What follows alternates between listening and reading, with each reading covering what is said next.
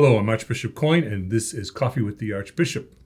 And joining me today is Mr. Chris Kelly, who is our Director of Facilities for the Archdiocese. But outside facilities, not inside facilities. Correct. So parishes and things Yes. like that. So how do you take your coffee? I drink water. I've never had coffee. Do you just drink water? You don't drink anything else? I'll drink Mountain Dew. You do the dew. I like juices. Okay. Yes. Do you do different tastes? No. No, just the straight dew? No Code Red. No, there's something out that I saw. It's called Dirty Mountain Dew, which I have no interest in. Did you see that thing on Dunkin' Donuts? What's those drinks that are out of Utah that they have, like dirty sodas or something like that? Yes. They have a dirty soda Dunkin' Donuts. Yeah. And in it is the equivalent of 32 teaspoons of sugar. Oof. If you get the If that's what the definition of dirty is, no thanks. Yeah. Just a straight Mountain Dew is fine. Yeah, I need some time off. I'm going to, type 2 diabetes. So I need some time off. I'm going to go grab one of those and Try it. go in a coma for Or I try a flavor run or a flight of them maybe. You can pick one up on your way to the various parishes. So Chris works with our insurance. He works with all of our parishes dealing with issues of roofs leaking, building new buildings. There's a lot of stuff that you take care of. What's your background though? Did you come out of like cooking or something like that? No, I came from New York. I worked for a bank, and then we were acquired. I worked for a bank in Torrington. They were acquired by Webster. So when we were acquired, I was in corporate real estate at that time, and I was doing selling REO properties. I was collecting, loans and mortgages, and so that was that. And so when we moved into the REO phase, I was kind of flipping houses, if you will. So we'd go into a house, we'd either rip it, gut it for the bank. The bank owned property. We'd gut it. We'd plumb it. So you'd put people out of homes. Well, we had to foreclose. Like widows and orphans out of Well, homes. not by my doing. Sad, I don't know. No, but so we would. So if I bank, I know. If it came into my portfolio, I would take it. I would try to sell it for the bank and get top dollar for it. And then when Webster came, they had that department already, so they put me into the corporate real estate side, which meant building branches, doing ads, moves, and changes for Webster Bank. So I did that for 17 years. I then, for 5 years, worked for the state police, for a company for the state police running their facilities for their barracks. And then after that, I was in construction for 5 years, and then came to the Archdiocese. Okay. Well, you're one of those people that oftentimes when people give to the Archbishop's Appeal or they give directly to the Archdiocese, they'll say, well, what is the Archdiocese? The Archdiocese doesn't really do that much for us, And, once you start to point out certain things to people, they go, oh, I didn't know that. Oh, I didn't know that. You're one of the, oh, I didn't know that's because, like, say a parish has a wind damage. Like yesterday, we had this big thunderstorm blow through. And let's say they lost a big window in the church, or they have significant loss of roofing slates or something like that. They would call us, and you go out. Correct. And we don't charge them. Correct. It's part of the service. Yeah. So we've trained them, the parishes, the pastors, to call Catholic Mutual, and then the next call should be to me. But usually it goes in reverse, which I'm fine with, because then I'll call Catholic Mutual, and then we'll go out and we'll visit the job, and we'll see what the claim is, and then if it's something that they need assistance with, then we'll help them. If it's finding a vendor or to mitigate the loss in some way, we'll help them from that and through that process. Yeah, but you also go around more or less over the course of 3 years and kind of evaluate properties, look at properties. Oh, absolutely. We're out visiting. So there's permissions that come out almost every day. So there are projects that the parishes come up with, whether it be boilers, whether it be new roofs, masonry, any type of question that a parish has.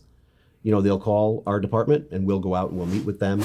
And then as we're in there, we'll go through periodic reviews with them, and we'll say, okay, if we see something, we'll say, hey, you need to take a look at your trees. You need to take a look at your parking lot. Your parking lot's going to need to be either patched or replaced in maybe a 3 to 5 year period. So maybe you want to start either fundraising for that, and that's the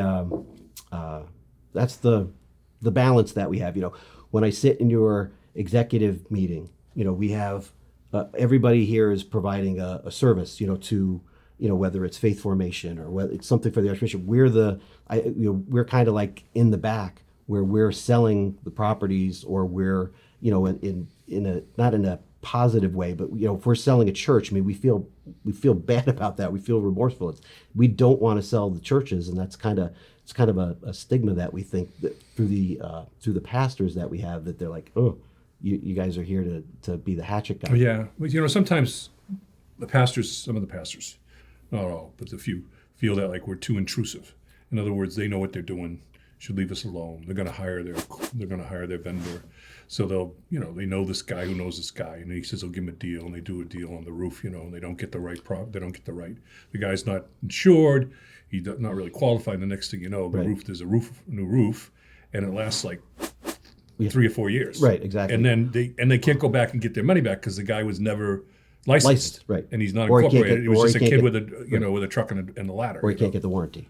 Yeah. So that's part of the problem. So when in that with so we've had a guy who's gone out of business. During the job, because he sent out a fax, and said, hey, we can do your roof for $10,000, and the church jumped on it. And then that's why we've kind of put in place the permission process and to kind of protect, them from themselves. But that's the negative side. The good side is that you and your staff. But by the way, you have a very diverse staff. Yes. You got yourself, and then you've got. I have Joanne Riley. She's been with the Archdiocese since 2012. She worked in a bunch. She worked in, I think, the hospital systems. Yeah, I think she worked in the schools.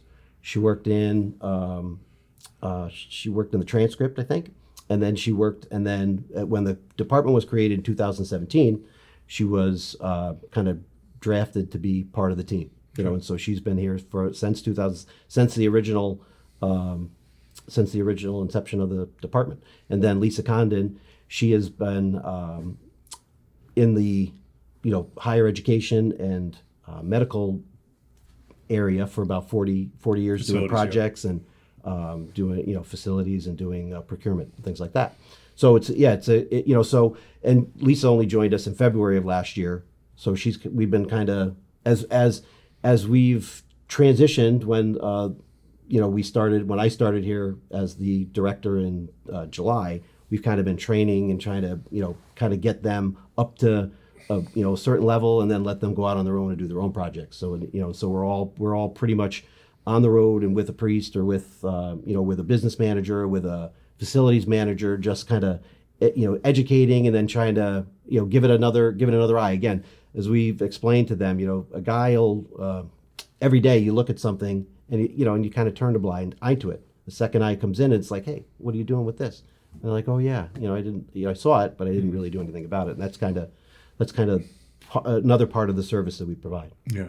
Well, thank you for all that you do. Well, thank you. In the Archdiocese of Hartford. And by the way, I got some new cachet. Got this hat from the House of Bread, Be Kind, which I always try and be kind. It's like, when I was Boy Scout, I was part of the Scott motto, was it? Trustworthy, loyal, yes. friendly, courteous, kind. So be kind. I get this hat. So I wanted to show off my cash. It's around there. But thank you, Chris, for all you do. And so if you see Chris heading out and about your parish, he's there for a good reason, to help the parish and parish priests. Yes. So you've been watching Coffee with the Archbishop. My name is Archbishop Christopher Coyne. Thank you, and God bless.